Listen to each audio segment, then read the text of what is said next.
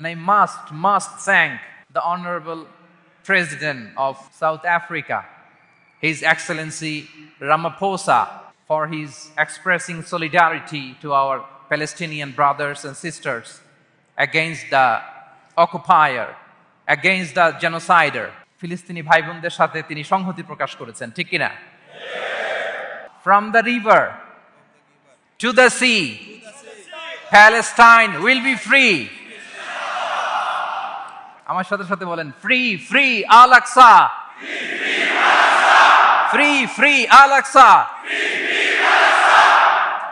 মুষ্টিবদ্ধ হাতকে উপরের দিকে করে আওয়াজ করে বলুন, ফ্রি ফ্রি আল আকসা, ফ্রি ফ্রি আল আকসা, ফ্রি ফ্রি আল আকসা।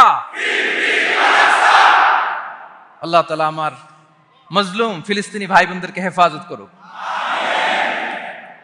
আমাদের সেই প্রাচীন কেবলা মসজিদুল আকসাকে আল্লাহ তাআলা হেফাজত করুক। জালিমদের হাত থেকে, দখলদারদের হাত থেকে এই পবিত্র ভূমিকে আল্লাহ তাআলা মুক্ত করুক। আওয়াজ করে সবাই পড়ুন আমিন। সুবহানাল্লাহ। আপনাদের সাউথ আফ্রিকা দেখে তো আমি অবাক।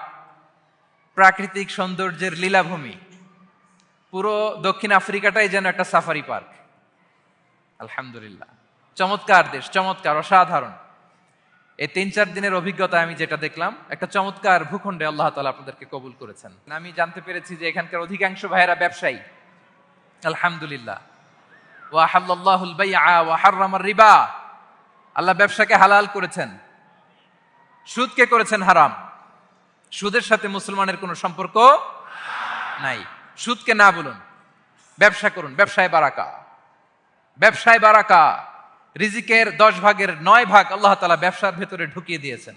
পরিশ্রম করতে হবে, পরিশ্রমে লজ্জা নেই, লজ্জা অলসতায়, ঠিক কিনা বলেন? হাড় ভাঙ্গা পরিশ্রম করুন, উপার্জন করুন, এতে বারাকা আছে। এই যে ব্যবসা করে আপনারা বাংলাদেশের টাকা পাঠাচ্ছেন, আমার দেশের অর্থনীতির চাকা সচল থাকছে আপনাদের পাঠানো টাকায়, আপনাদের রেমিটেন্সের টাকায়। You are the remittance fighter. আমরা পেয়েছি ফ্রিডম ফাইটার, আর আপনারা হচ্ছেন রেমিটেন্স ফাইটার। লিগ্যাল চ্যানেলে এই টাকাগুলো পাঠাবেন ইনশাল্লাহ, বলেন, যাতে করে আমাদের প্রিয় মাতৃভূমি বাংলাদেশের অর্থনীতি আরো চাঙ্গা থাকে। এত ঝড় ঝাপটার পরেও আমাদের বাংলাদেশের অর্থনীতি কিন্তু নিচে নামে নাই। এর কারণ আপনারা ভালো থাকলে ভালো থাকবে বাংলাদেশ। আলহামদুলিল্লাহ পড়েন। আর হালাল মেনটেন করতে হবে ব্যবসায়। হারামের সাথে আমাদের কোনো সম্পর্ক, হারামকে আমরা না বলে দিব। আজকের এই নিজামিয়া কমপ্লেক্স থেকে আমরা হারামকে না বলবো। আওয়াজ করে বলেন নো। হারামের সাথে আমাদের কোনো সম্পর্ক নাই। হালাল, হালালে বারাকা। হালাল অল্প হইলেও এর মধ্যে বরকত ঢুকায় দিয়েছে কে? বিষ্ণু ইসা ইসলাম বলেন, যেই দেহ হারাম খেয়ে বড় হয় ওই দেহ আল্লাহর জান্নাতে যাবে না। লা ইয়াদখুলুল জান্নাতা জাসাদুন গুযিয়া বিল হারাম। হারাম খেয়ে বর্ধিষ্ণু দেহ আল্লাহর জান্নাতে ঢুকবে না। মক্কাতুল মুকাররমাতে এক লোক কাবা তাওয়াফ করতেছে আর ইয়া রব, ইয়া রব বলে আল্লাহর কাছে দোয়া করতেছে। সাহাবারা তো অবাক, এই লোকের দোয়া তো আজকে কবুল হয়ে যাবে, এ তো আজকের সব সওয়াব নিয়ে যাবে।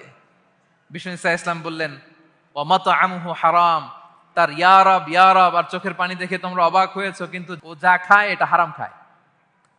ওয়া মাশরাবুহু হারাম, যা পান করে হারাম। মালবাসুহু হারাম, ওর গায়ের জামাটা হারাম।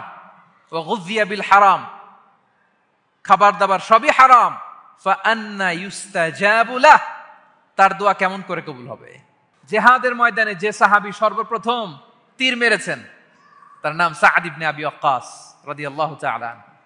তিনি বিশ্বনবীকে বললেন, ইয়া রাসূলুল্লাহ উদু আল্লাহ আইয়াজআলানি মুস্তাজাবাদ দাওয়া। হে নবী, আপনি আমার জন্য দোয়া করেন আল্লাহ যেন আমাকে মুস্তাজাবুদ দাওয়া বানায়। মুস্তাজাবুদ দাওয়া মানে এমন ব্যক্তি যে ব্যক্তি দোয়া করতে দেরি কিন্তু সে দোয়া কবুল হতে দেরি হয়। বিশ্বনবী বললেন, ইয়া সাআদ, তোমার মুস্তাজাবুদ দাওয়া হওয়ার বড় শখ। আতিব মাতআমাক, যেটা খাবা হালাল খেও। তাকুন মুস্তাজাবুদ দাওয়া, যেটা খাবে হালাল খেও, হালাল খেলেই তুমি মুস্তাজাবুদ দাওয়া। Your food should be halal, your drinks should be halal, your fashion should be halal, your entertainment should be halal. আপনার সব হালাল হইতে হবে। আল্লাহ তৌফিক দান করুক।